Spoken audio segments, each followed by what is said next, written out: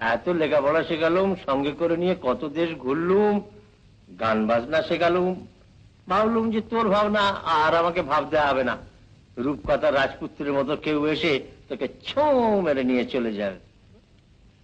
দেখো দাদু, তুমি বিয়ে বিয়ে করবে না বলে দিচ্ছি। হ্যাঁ, এই তো বেশ আছি, তুমি আর আমি। আমি কি আর চিরকাল থাকবো রে দিদি? আর তাছাড়া তোর বয়স ফের ওই বয়সের কথা। কি করবো বল দিদি, ঘাগরাই পরিস আর পেন্টুলি পরিস, ভুলে গেলে চলবে কেন যে তুই বাঙালি ঘরের মেয়ে। শাড়ি পরে শাঁখা সিঁদুর নিয়ে একদিন তো কর করতে যেতেই হবে, বললে তো চলবে না দিদি। এই তো ঠাকুমার কথাই ধর না, তো ঠাকুমাও বিয়ের আগে খুব কান্নাকাটি করেছিল, কিছুতেই পিঁড়িতে বসবে না। তারপর যখন বিয়ে হয়ে এলো, কপালে চন্দন, শীতে সিঁদুর, পায়ে আলতা, লজ্জায় চোখ তুলে আমার দিকে চাইতেই পারছে না। বললুম, শোনো,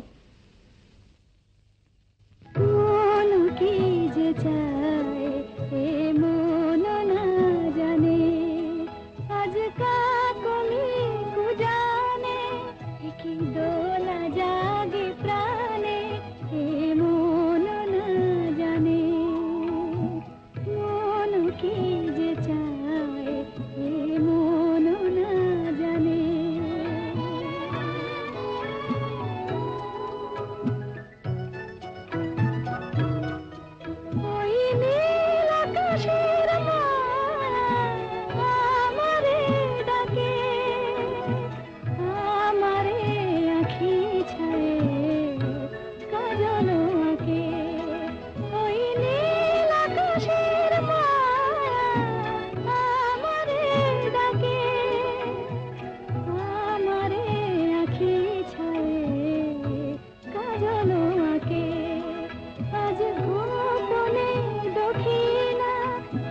বলে কানে কানে এ মন না জানে, মন কি যে চায় এ মন না জানে।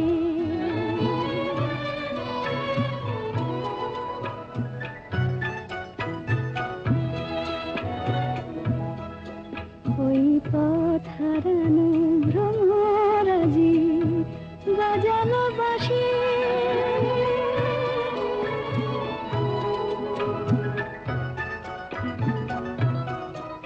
ওই পথ হারানো ভ্রমরাজি বাজালো বাঁশি, ছড়ালো প্রাণে যেন ফুলের হাসি।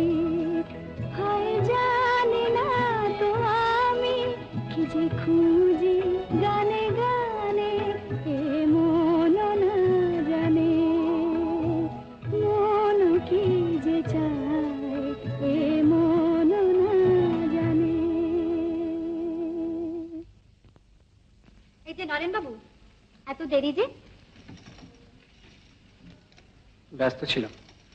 ও তাই বলুন, বেড়াতে যাবার জন্য শিব বাবু, বিপিন বাবু কত করে বললেন। আমি বললাম না, নরেন বাবু না এলে আমি কিছুতেই বেড়াতে যাব না।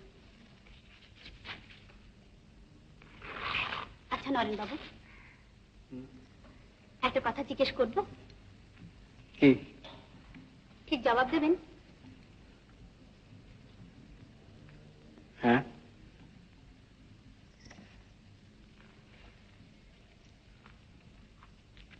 আচ্ছা, ভালোবাসলে মানুষের অবস্থা কি হয় বলুন তো? বলতে পারলেন না, বলবেন কি করে? কখনো তো কাউকে ভালোবাসেননি। আমি, আপনি মানে আমি মানে বাসেননি, তাহলে বুঝবেন না আমার কি হয়েছে। কি হয়েছে? বলে কি হবে, আপনি তো আর বুঝবেন না। বুঝবো বুঝবো, ঠিক বুঝবো। অভিজ্ঞতা আছে? আছে, সে কথা আরেকদিন বলবো। তাহলে আমার কথাটাও আরেকদিন শুনবেন। চলুন। কোথায়? আহা চলুন না। কিন্তু এই পোশাকে খারাপ দেখাচ্ছে বুঝি? না না, খারাপ দেখাচ্ছে না। হ্যাঁ চলুন।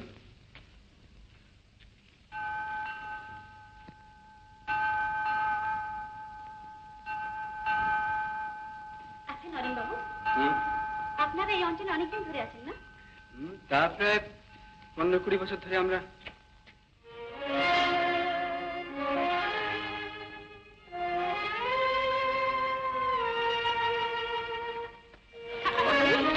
কি হলো?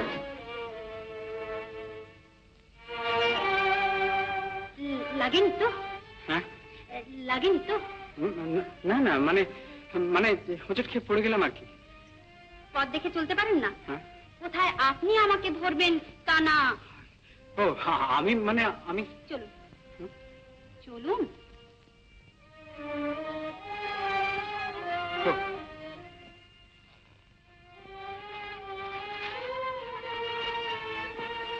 ওরা কে?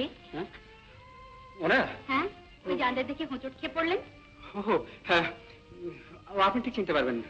পরিচয় দিলেও চিনবো না। মানে আমি। কিন্তু দেখে মনে হলো ওরা আপনাকে বেশ চেনেন। আমাকে? হুম। হ্যাঁ মানে সামান্য আলাপ আর কি। না দেখুন, এক জায়গায় থাকতে হলে দোহাই আপনার, আপনি যাবেন। আমি আমি যেমনি রোদে টাঙাতে পারছি না।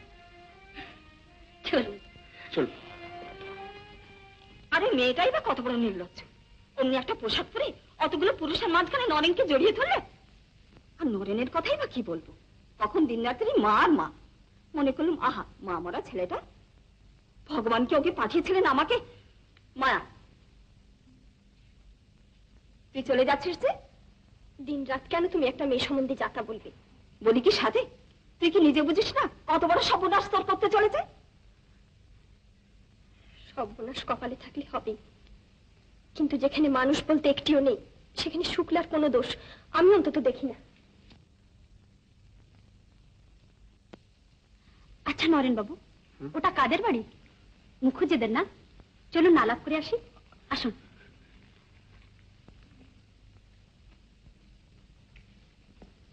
ও কি দাঁড়িয়ে রইলেন যে?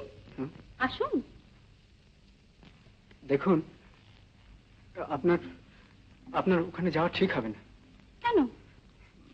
মানে ওরা ঠিক আপনাকে ভালো চোখে দেখেন না। কেন? কি অন্যায় করেছি আমি? কি ক্ষতি করেছি ওদের? আপনি নিশ্চয়ই জানেন। আমি মানে কথাটার আগে আমি শুনেছি।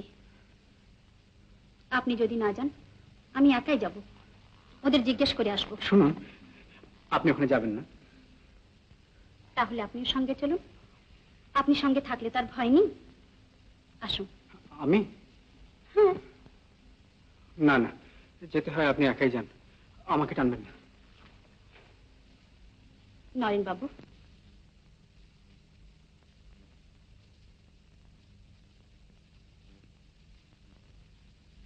সুব্রত বাবু আপনার খোঁজ করছিলেন।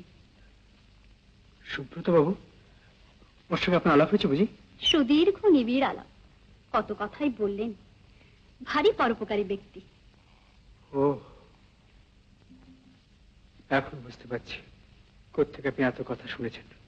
মিথ্যে শুনেছি?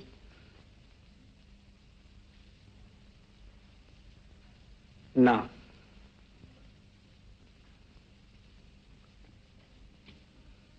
শুনুন নরেন বাবু, জীবনটা নিয়ে ছিনিমিনি খেলবেন না। আপনার নিজের বা অপরের কারোর জীবন নিয়ে ছিনিমিনি খেলার অধিকার আপনার নেই। আমাকে আপনার ভালো, কিন্তু মায়া আপনাকে ভালোবাসে। একটু ভালো লাগার জন্য এত বড় ভালোবাসাকে ব্যর্থ করে দেবেন? কিন্তু মায়াকে তো সত্যিই একদিন ভালোবাসতেন। নিজের ভিতর তলিয়ে দেখুন, আজও সেটা মিথ্যে হয়ে যায়নি।